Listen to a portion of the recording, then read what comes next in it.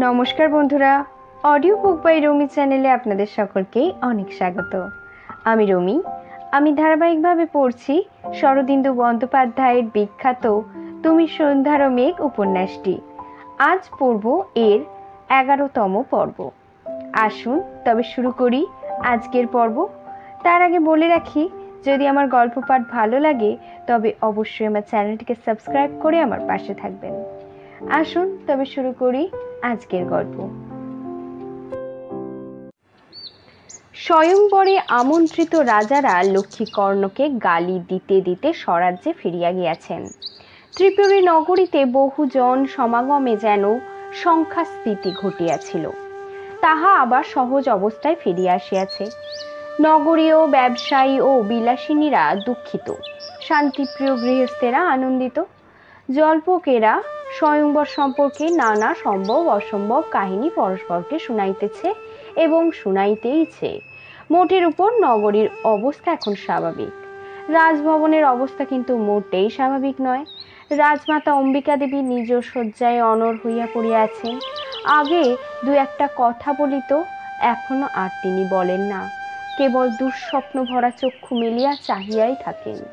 গভীর রাত্রে প্রদীপের আলোকে তাহার মুখ দেখিয়া মনে হয় তিনি উৎকর্ণ হইয়া চঞ্চলা রাজলক্ষ্মীর ক্রম বিলীয়মান পদধ্বনি শুনিতেছেন। প্রাসাদের অন্যত্র যৌবনশ্রী নিজ কক্ষে অবরুদ্ধা আছেন। দ্বারে রঙ্গিনী প্রহরিণী। একাকিনী রাজকন্যা, দিন কাটে তো রাত কাটে না। তিনি বেণী খুলিয়া আবার বয়ন করেন, আবার খোলেন, আবার বয়ন করেন। পাচিকা অন্ন রাখিয়া যায়, কখনো আহারে বসেন, কখনো বসেন না। কক্ষে কালিদাসের কয়েকটি পুঁথি আছে, তাহাই খুলিয়া নাড়াচাড়া করেন। মেঘদূতের 2-4টি শ্লোক পড়েন, রঘুবংশের অজবিলাপ পড়েন, কুমার সম্ভবের রতিবিলাপ পড়িতে পড়িতে সহসা পুঁথি বন্ধ করিয়া শয্যায় শয়ন করেন। চক্ষু মুদিয়া শয্যায় পড়িয়াই থাকেন। বাতায়নের বাহিরে বহপিহ পাখিটা আম্র কানন হইতে বুক ফাটা স্বরে ডাকে, পিয়া পিয়া পিয়া। মহারাজ লক্ষ্মীকর্ণের মানসিক অবস্থা বোধ করি সর্বাপেক্ষা মর্মান্তিক। যত দিন যাইতেছে অপমান ও লাঞ্ছনার স্নেল ততই গভীরভাবে তাহার মর্মে প্রবেশ করিতেছে। মন্ত্রী তাহাকে ধীরভাবে বিবেচনা করিয়া কাজ করিতে অনুরোধ করিতেছেন, কিন্তু বিশেষ ফল হইতেছে না। তিনি পণ করিয়াছেন মগধের ওই কুক্কুর বংশকে নির্বংশ করিবেন, পাল বংশে বাতি দিতে কাহাকেও আর রাখিবেন না। মন্ত্রণা সভায় এই রূপ আস্ফালন করিতে করিতে হঠাৎ ছুটিয়া গিয়া তিনি দেখিয়া আসিতেন মেয়েটা পালাইয়াছে কিনা। যদি রাজপুরী ঘিরিয়া কঠিন পাহারা উনি বসিয়া দিয়াছেন, প্রহরীদের চক্ষু এড়াইয়া একটি ইন্দুরও বাহির হইবার উপায় নাই, তবু মহারাজ নিজ চক্ষে না দেখিয়া নিশ্চিন্ত হইতেই পারিতেছেন না। মন্ত্রীরা তাহাকে বুঝাইতেছেন মগধের বিরুদ্ধে যুদ্ধযাত্রা করিতে হইলে পরিপূর্ণভাবে সুসজ্জিত ও সুরক্ষিত যুদ্ধযাত্রা করা উচিত। স্বয়ংবর সংক্রান্ত ব্যয় বাহুল্যের ফলে রাজকোষের অবস্থা ভালো নয়। এক্ষেত্রে একা যুদ্ধযাত্রা না করিয়া যদি কোনো মিত্র রাজাকে সহযাত্রী রূপে পাওয়া যায়, তাহা হইলে সব দিক দিয়ে মঙ্গল। সম্প্রতি মগধের বিরুদ্ধে একাকী যুদ্ধযাত্রা করিয়া যে ব্যাপার ঘটিয়াছে, তাহার পুরনাভিনয় বাঞ্ছনীয় নয়।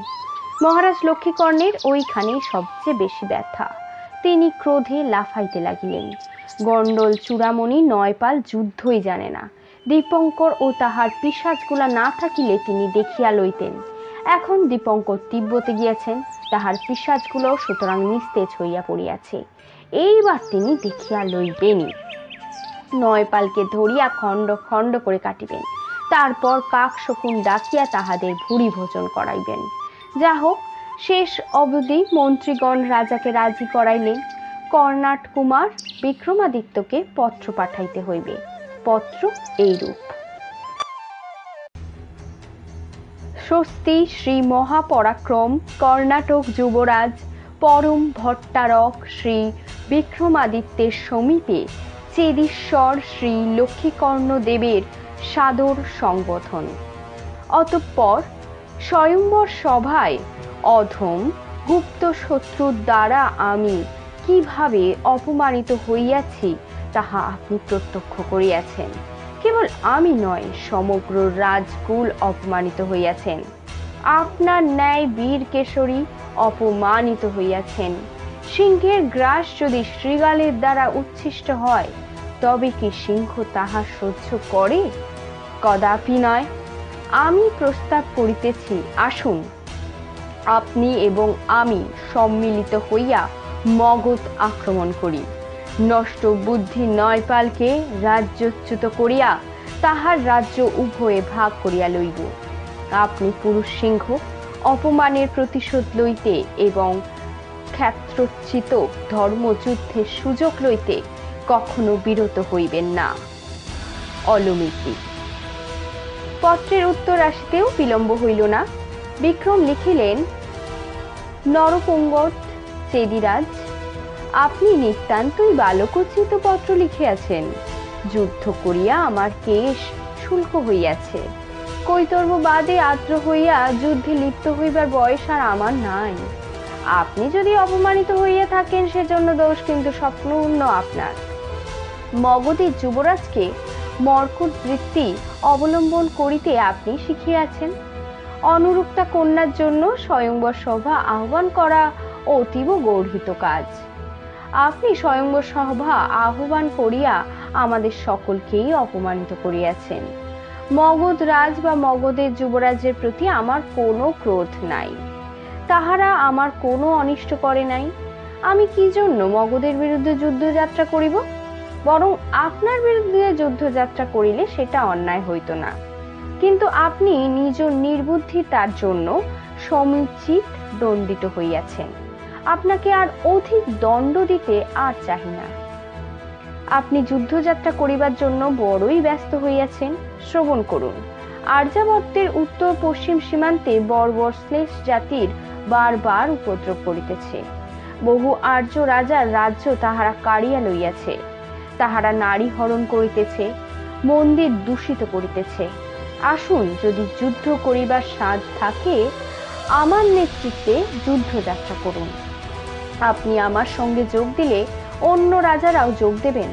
বর্বর বিজাতীয়দের অচিরাত হিমালয়ের পরাপারে খেদাইয়া দিতে পারিব আমরা দুজনে।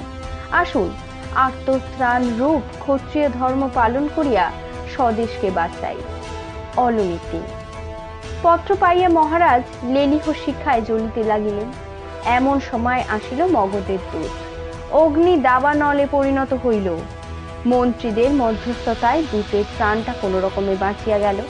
মহারাজ বজ্র কণ্ঠে মগধের বিরুদ্ধে যুদ্ধ ঘোষণা করিয়া দূতকে বিদায় করিলেন। এবার আর ৬,০০০ সৈন্য নয়, ২০,০০০ সৈন্য লইয়া তিনি যাইবেন। রক্ত স্রোতে পৃথিবী প্লাবিত করিবেন। প্রথমে নয়পালের কাটা মুন্ড হাতে লইয়া তাণ্ডব নাচিবেন। তারপর কর্ণাটকের ওই জগদ্দলটাকে মজা দেখাইবেন। এত বড় স্পর্ধা তার সেই বিক্রমাদিত্যের! আমাকে তাহার অধীনে যুদ্ধ করিতে ডাকে। ৩টা যুদ্ধা জিতিয়া এত দর্প তার!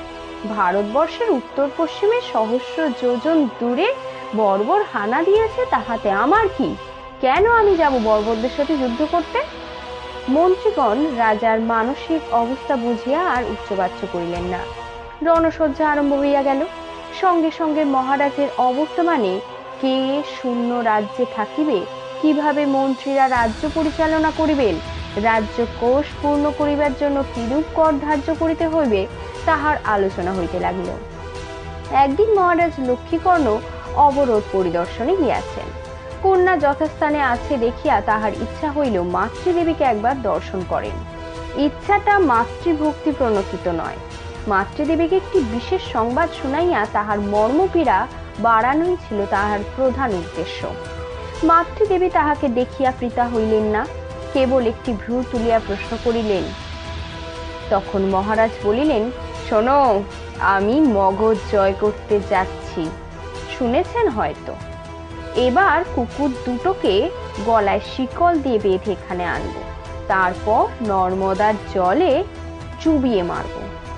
অম্বিকা বলল, তোর মতিচ্ছন্ন হয়েছে রে, প্রজাদের উপর নতুন কর বসিয়েছিস।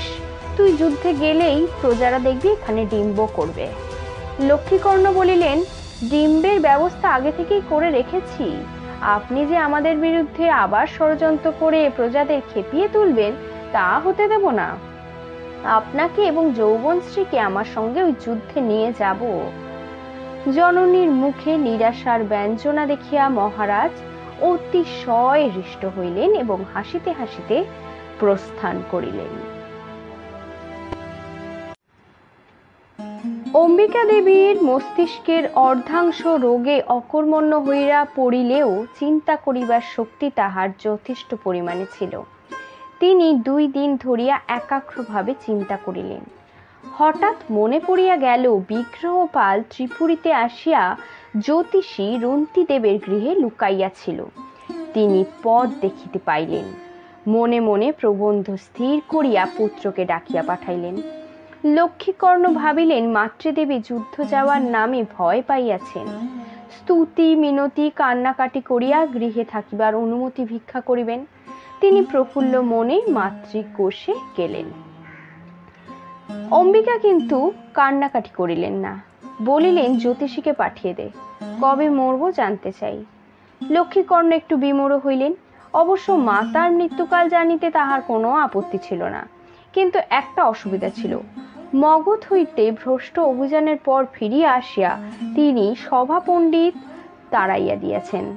যাহার কথায় যুদ্ধযাত্রা করিয়া এমন দুর্দশা হয়, তাহাকে সভা পণ্ডিত করিয়া রাখার কোনোই অর্থ হয় না। কিন্তু তাহার পরিবর্তে অন্য পণ্ডিত নিয়োগ করাও ঘটিয়াছে না। তেমন ত্রিকালদর্শী পণ্ডিতই বা কোথায়? সব পিণ্ডভোজী ভণ্ড। লক্ষ্মীকর্ণ বলিলেন, আমার সভা পণ্ডিত তো নেই, তাকে দূর করে দিয়েছি। অম্বিকা বলিলেন, সভা জ্যোতিষী চাই না, তোর সভা জ্যোতিষীর জ্ঞান বুদ্ধি তো তোরই মতন। রন্তিদেবকে ডেকে পাঠা। রন্তিদেব? রন্তিদেবের কথা লক্ষ্মীকর্ণের মনে ছিল না। লোকটা স্পষ্টবাদী বটে, কিন্তু পাণ্ডিত্য আছে। সে একবার বলিয়াছিল, মাতার আয়ু যতদিন লক্ষ্মীকর্ণের ততদিন। আচ্ছা দেখি বলিয়া ভাবিতে ভাবিতে তিনি ফিরিয়া গেলেন। রন্তিদেব যে আকণ্ঠ তাহার বিরুদ্ধে ষড়যন্ত্রে লিপ্ত আছেন, তাহা কিন্তু লক্ষ্মীকর্ণ জানিতে পারেন নাই। রন্তিদেব সেদিন মধ্যাহ্ন ভোজনের পর বিশ্রামের উদ্যোগ করিতেছিলেন। এমন সময় রাজার আহ্বান আসিল। রন্তিদেব শঙ্কিত হইলেন। পাষণ্ড জানিতে পারিয়াছে নাকি? অবশ্য জ্যোতিষ গণনা অনুসারে রন্তিদেবের সময় এখন ভালোই যাইতেছে, তবু কিছুই বলা যায় না। জন্ম মৃত্যু বিবাহ বলিতেই পারে না কেউ। তিনি ইষ্ট নাম স্মরণ করিয়া বাহির হইলেন। সহধর্মীকে বলিয়া গেলেন, যদি না ফিরি পুত্রকন্যার হাত ধরে পাটলিপুত্রে যেও, সেখানে আমার ভাই আছে। লক্ষ্মীকর্ণ রন্তিদেবকে ভদ্রভাবে সম্ভাষণ করিলেন। বলিলেন, আমি যুদ্ধযাত্রার সংকল্প করছি, গণনা করে দেখুন তো ফলাফল ভালো হবে কিনা। ভয়ের কোনো কারণ নেই দেখিয়া রন্তিদেব নিশ্চিন্ত হইলেন। বলিলেন, এটা যুদ্ধযাত্রার সময় নয়, তবে জ্যৈষ্ঠমূলীয় যাত্রা হতে পারে, দেখি। তিনি খড়ি পাতিলেন, অনেকক্ষণ ধরিয়া বিচার করিলেন। আজ আর কোনো প্রকার চাতুরী অবলম্বন করিলেন না। বলিলেন, নয়পাল, গণনায় বড় বিচিত্র ফল পাচ্ছি।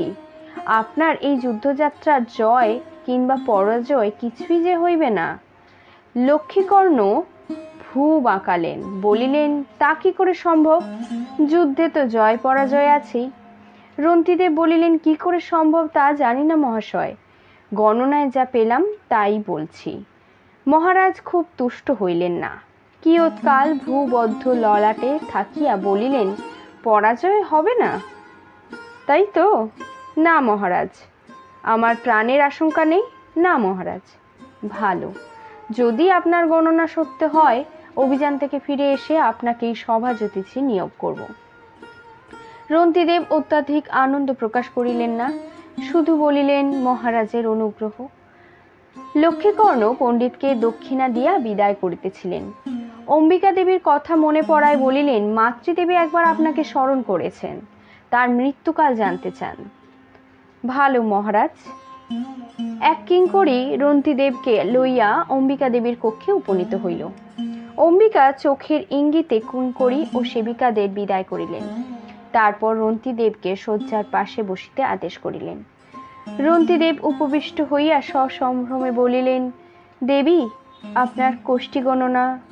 অম্বিকা বলিলেন, কোষ্ঠী গণনার জন্য তোমাকে ডাকিনি, কাছে এসে আমার কথা শোনো।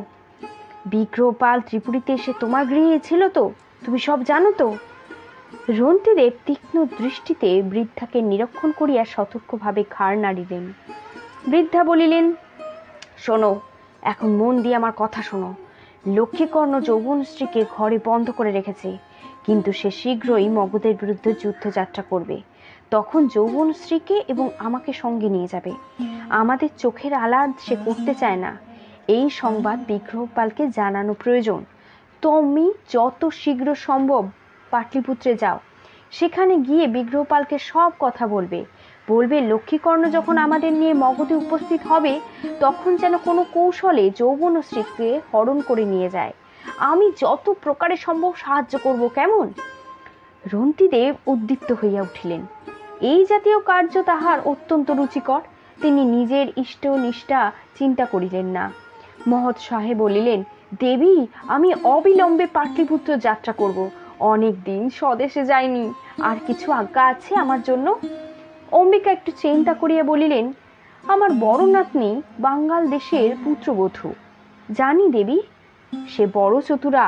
তাকেও সংবাদটা দিতে পারলে খুব ভালো হয়। দেব, আমি পাটলিপুত্র থেকে স্বয়ং গিয়ে বাংলাদেশে আপনার বড় নাতনিকে সব বলবো। ভালো, তোমার পাথেয় এবং পুরস্কার। দেবী, আপনার দর্শন পেলাম, এই আমার পাথেয় এবং পুরস্কার। রাজপুরী হইতে বাহির হইবার পথে রন্তিদেব আবার মহারাজের সাক্ষাৎ পাইলেন। মহারাজ জিজ্ঞাসা করিলেন, মাতৃদেবীর আয়ু আর কতদিন? রন্তিদেব সহাস্যে বলিলেন, আপনি নিশ্চিন্ত থাকুন, আর যা এখনো দীর্ঘজীবী হবেন। 3 দিনের মধ্যে রন্তিদেব স্ত্রী পুত্র কন্যা লইয়া নৌকা জগে যাত্রা করিলেন। বন্ধু ভৃত্য যজমানদের বলিয়া গেলেন, তীর্থযাত্রায় চলিয়াছেন। কাশী প্রয়াগ প্রভৃতি দর্শন করিয়া 2-4 মাসের মধ্যেই ফিরিবেন। সঞ্চিত নিধি যাহা ছিল সবই লইয়া চলিলেন। মন একটু বিষণ্ণ হইল। সংসার অনিত্য, আবার ফিরতে পারিবেন কিনা কে জানে। ত্রিপুরীতে রণসজ্জা পুরোদমে চলিয়াছে। রাজার যে স্থায়ী সেনাদল আছে তাহা যথেষ্ট নয়, তাই রাজ্যের সর্বত্র রাজপুরুষেরা গিয়ে সৈন্য সংগ্রহ করিতেছে। নবাগত সৈনিকেরা রণভ্যাস করিতেছে, ধনুর্বাণ অসি ভল্ল চালাইতে শিখিয়াছে। নবাগতদের মধ্যে যাহারা যোগ্যতা, তাহারা নায়ক পত্তি নায়কের পদ পাইতেছে। মাঠে মাঠে রণাঙ্গন, কর শব্দে রণভেরি বাজিতেছে, শৃঙ্গতুরী করতাল বাজিতেছে। সেই তুমুল শব্দ সংঘটে সৈনিকদের রক্ত নাচিয়া উঠিতেছে। হুলুস থুলুস কাণ্ড। কেবল সৈন্য সংগ্রহই নয়, সেই সঙ্গে অস্ত্র সংগ্রহ, খাদ্য সংগ্রহ, বাহন সংগ্রহ, চতুরঙ্গ সেনা অস্থি সংগ্রহ সব চলিতেছে। তাহাদের উপযোগী খাদ্য চাই, খাদ্য বহনের জন্য যানবাহন চাই, অসংখ্য অনুচর, পাচক, বৈদ্য, গুপ্তচর, পথনির্দেশক, হস্তিপক, অশ্বপাল, গণক, গণিকা সব চলিতেছে। উপরন্তু রাজমাতা ও রাজকন্যাও সঙ্গে যাইতেছেন। তাহাদের জন্য স্বতন্ত্র অবরোধ, স্বতন্ত্র দাসী, কিঙ্করী, সেবিকা। রাজ্যের রাজপুরুষগণ নানা প্রকার ব্যবস্থা লইয়া গলদঘর্ম হইতেছেন। সময় বড় বেশি নাই, জ্যৈষ্ঠী মূলিয়া তিথি অগ্রসর হইয়া আসিতেছে। প্রজারা, বিশেষত নগরবাসী প্রজারা নতুন কর বৃদ্ধির জন্য প্রথমে অসন্তুষ্ট হইয়াছিল, কিন্তু রণসজ্জা যেমন বৃদ্ধি পাইতে লাগিল, তাহারাও অসন্তোষ ভুলিয়া যাইতে লাগিল। রণোন্মাদের একটা প্রবল উন্মাদনা আছে।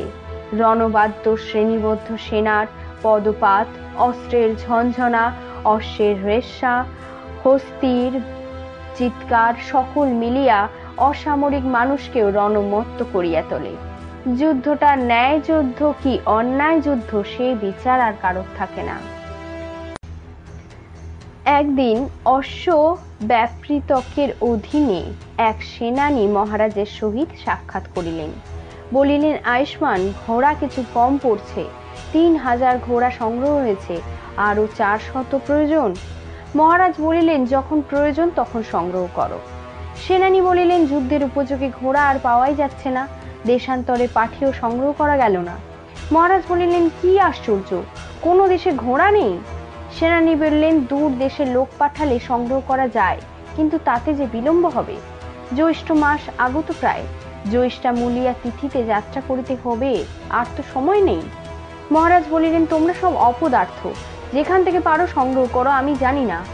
সেনানী ক্ষণিক নীরব থাকিয়া বলিলেন, এখানে এক স্নেচ্ছ অশ্ববনী কিছুদিন থেকে রয়েছে, তার আগরে 300-400 ঘোড়া আছে, উৎকৃষ্ট ঘোড়া, কিন্তু বেশ মূল্য চাইছে। কোষাধ্যক্ষ বলেছেন, অত মূল্য দিয়ে ঘোড়া কেনা যেতে পারবেই না এখন। লক্ষ্মীকর্ণ চোখ ঘূর্ণিত করিয়া বলিলেন, বেশি মূল্য চাইছে? কত মূল্য চাই? প্রত্যেক ঘোড়ার জন্য 8 স্বর্ণ দিনার। রাজা লাফাইয়া উঠিলেন, 8 দিনার? একটা ঘোড়ার মূল্য 8 দিনার? চোর, চোর, তস্কর, 8 দিনারে 8টা ঘোড়া পাওয়া যায়। যাও, তুমি সৈন্য নিয়ে এক্ষুনি সমস্ত ঘোড়া কেড়ে নিয়ে এসো। সেনানী ইতস্তত করিয়া বলিলেন, কত মূল্য দেওয়া হবে? রাজা বলিলেন, দেব না কোনো মূল্য, এক কর্দব মূল্যও দেব না। সেনানী আরো কুণ্ঠিত হইয়া বলিলেন, কিন্তু আয়ুষ্মান, বিদেশি বণিকদের পণ্য হরণ করলে নিন্দা হবে, ভবিষ্যতে কোনো বিদেশি বণিক কিন্তু এ রাজ্যে পাও দেবে না। রাজা গর্জন করিলেন, না আসুক। শ্লেচ্ছ বণিকের এত আস্পর্ধা যে আমাদের রাজ্যে এসে এত টাকা দিয়ে আমাকেই ঠকাবে? যাও যাও, তার সর্বস্ব কেড়ে নিয়ে এসো, শুধু ঘোড়া নয়, ধন রত্ন যা পাবে সব হরণ করে আনবে এখানে। সেনানী আর দ্বিরুক্তি না করিয়া প্রস্থান করিলেন। সেদিন অপরাহ্নে একদল সৈন্য গিয়া স্নেচ্ছ বণিকদের আস্তানায় হানা দিল। তাহাদের উদ্দেশ্য জানিতে পারিয়া বণিক নীরব রহিলেন। এতগুলা সশস্ত্র সৈনিকের বিরুদ্ধে তাহারা কজন কি করিতে পারে? কেবল তাহাদের চক্ষু দিয়া অসহায় ক্রোধে স্ফুলিঙ্গ বাহির হইতে লাগিল। সৈন্যগণ অশ্ব ও ধনরত্ন লইয়া প্রস্থান করিলে বণিক কিছুক্ষণ শূন্যে চাহিয়া রহিল। ক্রমে সূর্য মাঠের পরপারে দিগন্ত রেখা স্পর্শ করিল। বণিক তখন একজন সহচরকে ইঙ্গিত করিল। সহচর কয়েকটা পট্টিকা আনিয়া মুক্ত স্থানে পাতিয়া দিল। তারপর সকলে পট্টিকার উপর পশ্চিমাস্য দাঁড়াইয়া তাহাদের পুষ্প নৈবেদ্যহীন অনাড়ম্বর উপাসনা আরম্ভ করিল। লক্ষ্মীকর্ণ বিনা শুল্কে ঘোড়া পাইয়া হৃষ্ট হইলেন। তিনি জানিতেন না যে সংসারে বিনা শুল্কে কিছুই পাওয়া যায় না। মহাকালে অক্ষপটল পুস্তিকায় কালীর আঁচড় পড়িয়া গেল। রন্তিদেব পাটলিপুত্রে উপনীত হইয়া দেখিলেন সেখানে সাজো সাজো রূপ। তিনি ভ্রাতা যোগদেবের গৃহে পরিবার রাখিয়া রাজভবনে চলিলেন। রাজভবনের বাতাস কিছু উত্তপ্ত। একে তো যুদ্ধের উত্তেজনা, উপরন্তু ত্রিপুরী হইতে দূত ফিরিয়া আসিয়া নয়পালের নিকট লক্ষ্মীকর্ণের যুদ্ধ ঘোষণাকালীন কটু বাক্যগুলি নিবেদন করিয়াছে। মহারাজ অসুস্থ দেহে চটিয়া আগুন হইয়াছেন। বিগ্রহপালের সহিত রন্তিদেবের সাক্ষাৎ হইলে বিগ্রহ ছুটিয়া আসিয়া তাহার পদধূলি লইলেন। প্রসন্নভাবে চাহিলেন, আর্য, আপনি? কোনো সংবাদ আছে নাকি? রন্তিদেব বলিলেন, আছে আছে, গ্রহ অনুকূল, চলো নিভৃত স্থানে বসা যাক। এই সময় অনঙ্গ আসিয়া উপস্থিত হইল। সে দিবা কালে অধিকাংশ সময় রাজপুরীতে কাটায়। বিগ্রহের সঙ্গ সে ছাড়ে না। রাত্রিকালে বিগ্রহ জোর করিয়া তাহাকে গৃহে পাঠাইয়া দেয়। বলে, তুই পাষণ্ড, সারাদিন বান্ধুলিকে একলা ঘরে ফেলে চলে আসিস। বান্ধুলি হয়তো ভাবে আমি তোকে আটকে রাখি। কাল থেকে তুই আর এখানে আসবি না, এখানে তোর কোনো কাজ নেই, যা। অনঙ্গ হাসিয়া চলে যায়। পরদিন আবার আসে। সে বিগ্রহপালের চরিত্রের দুর্বলতা জানে। অতি অল্প কারণে সে হতাশাগ্রস্ত হয়ে পড়ে, আবার অল্পে সন্তুষ্ট। তাই সে সর্বদা তাহার সঙ্গে থাকে। অনঙ্গকে দেখিয়া রন্তিদেব আহ্লাদিত হইলেন। 3 জনে রাজপুরীর এক নিভৃত বিশ্রাম কক্ষে গিয়া দ্বার রুদ্ধ করিয়া বসিলেন। রন্তিদেবের মুখে সংবাদ শুনিয়া বিগ্রহপাল উদ্দীপ্ত হইয়া উঠিলেন। অনঙ্গ উল্লাসিত হইল। 3 জনে মিলিয়া মন্ত্রণা হইল। মহারাজকে বা অন্য কাহাকেও এক কথা এখন বলার প্রয়োজন নাই। মহারাজের শরীর ভালো নয়। এ সময় তাহার চিত্ত বহু চিন্তায় ভারাক্রান্ত করা অনুচিত। যাহা করিবার তাহারা তিনজনেই করিবেন। লক্ষ্মীকর্ণ দেবের গুপ্তচরেরা নিশ্চয়ই পাটলিপুত্রে ঘুরিয়া বেড়াইতেছে। কোনো প্রকারে মন্ত্রভেদ ঘটিলে সব ভ্রষ্ট হইয়া যাইতে পারে। রন্তিদেব বলিলেন, আরও একটা কথা, অঙ্গিকা দেবীর আজ্ঞা বীরশ্রীকেও সংবাদ দিতে হবে। বিগ্রহপাল অনঙ্গের উড়ু দেশে চপেটাঘাত করিয়া বলিলেন, ঠিক কথা, অনঙ্গ দিদিকে সংবাদ দিতে হবে, কিন্তু কে যাবে দিদিকে সংবাদ দিতে? অচেনা কেউ গেলে তো চলবে না। অনঙ্গ তুই? রন্তিদেব বলিলেন, আমি বিক্রমমণিপুর যাওয়ার জন্য প্রস্তুত হয়ে এসেছি। বীরশ্রী আমাকে চেনে, কোনো অসুবিধা হবে না। বিগ্রহপাল বিগলিত হইয়া বলিলেন, আপনি যাবেন? ধন্য আর্য, আমাদের জন্য আপনাকে যে কত ক্লেশ স্বীকার করতে হচ্ছে। রন্তিদেব বলিলেন, কুমার, এতেই তো আমার আনন্দ, তুমি আমার যাত্রার ব্যবস্থা করো। বিগ্রহ বলিল, যাত্রার ব্যবস্থাপক তো আপনার ঘরেই রয়েছে, আর্য যোগদেব সব ব্যবস্থা করে দেবেন। অতঃপর সভাভঙ্গ হইল।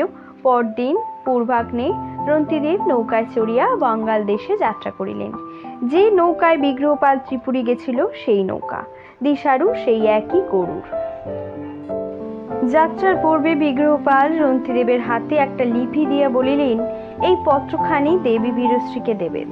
পাটলিপুত্র হইতে জাতবর্মা ও বীরশ্রী যথাকালে বিক্রমমণিপুর পৌঁছিয়াছিল।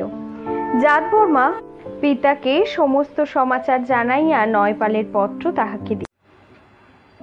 জাতবর্মার পিতা সহসা মনস্থির করিতে পারিলেন না। কিংকর্তব্য চিন্তা করিতে করিতে কয়েকদিন কাটিয়া গেল। এই সময় হঠাৎ রন্তিদেব আসিয়া উপস্থিত হইলেন। জাতবর্মা তাহাকে চিনিতেন না। পরিচয় শুনিয়া বীরশ্রীর কাছে সংবাদ পাঠাইলেন। বীরশ্রী আসিয়া গহাচার্যকে প্রণাম করিলেন। রন্তিদেব তখন তাহার আগমনের রহস্য ভেদ করিলেন। বিগ্রহপালের পত্র বীরশ্রীকে দিলেন। বীরশ্রী পাঠ করিয়া পত্র জাতবর্মাকে দিলেন। পত্রে লেখা ছিল, ভাতৃজায়া দেবী বীরশ্রী ও অগ্রজ শ্রী জাতবর্মার চরণে হতভাগ্য শ্রী বিগ্রহপালের শত কোটি বিনতি। দিদি, তোমরা চলিয়া গিয়া অবধি পাটলিপুত্র শূন্য হইয়া গিয়াছে। অধিক কি লিখিব? আমার হৃদয়ের বেদনা তোমরা অবগত আছো। যৌবনশ্রীকে যদি না পাই এ জীবন আর রাখিব না। আগামী যুদ্ধে প্রাণ বিসর্জন দেব। আর্য রন্তিদেবের মুখে নতুন সংবাদ শুনিও। একটু আশার আলো দেখা দিয়েছে, কিন্তু তুমি না থাকলে কে বুদ্ধি দেবে, কে নিয়ন্ত্রিত করবে?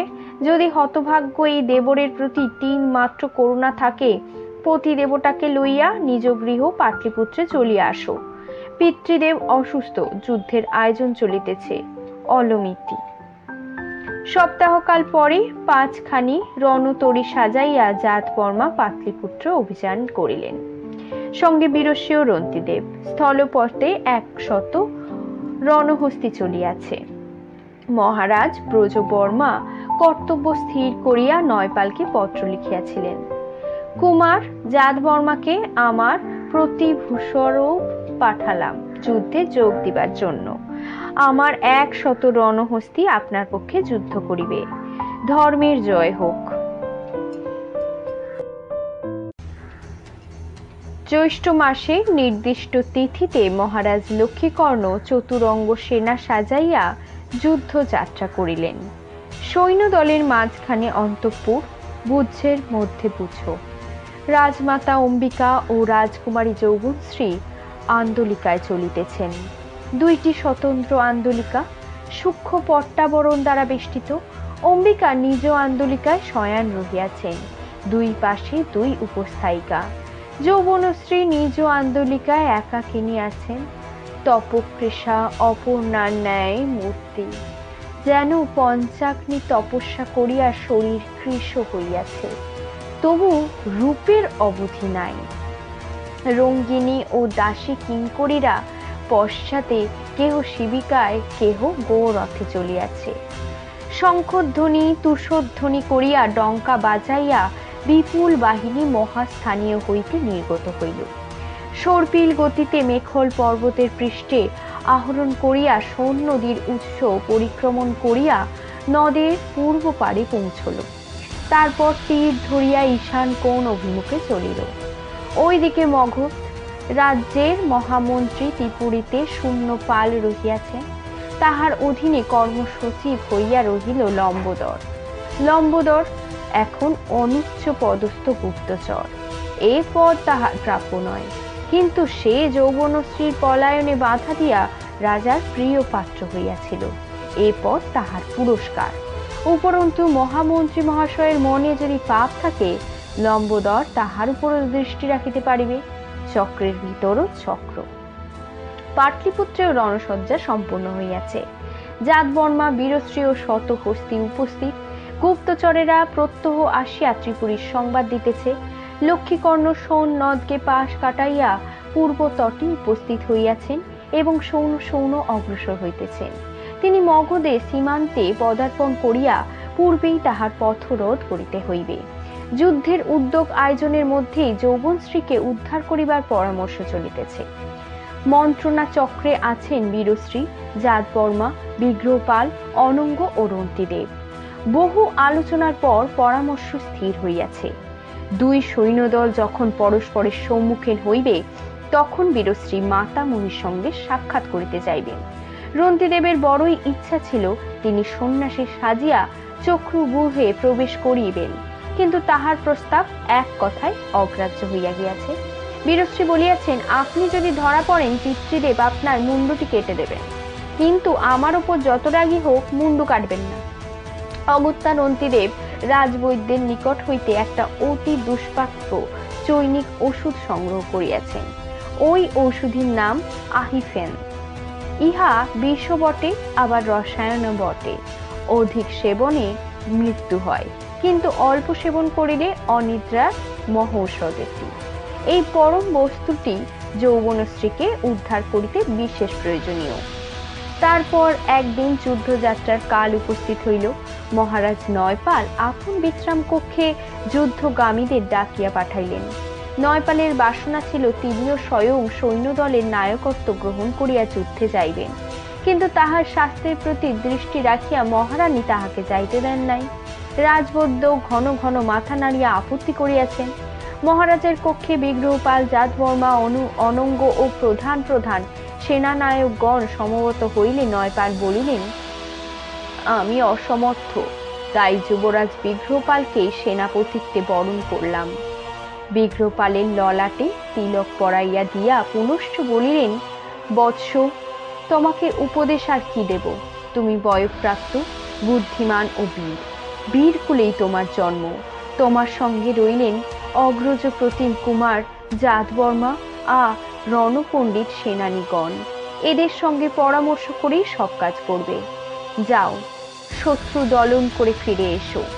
ভগবান সিদ্ধার্থ তোমার মনোরথ সিদ্ধ করুন। নয়পাল পুত্রকে আলিঙ্গন করিলেন। বিগ্রহ পিতার পদধূলি মস্তকে লইলেন।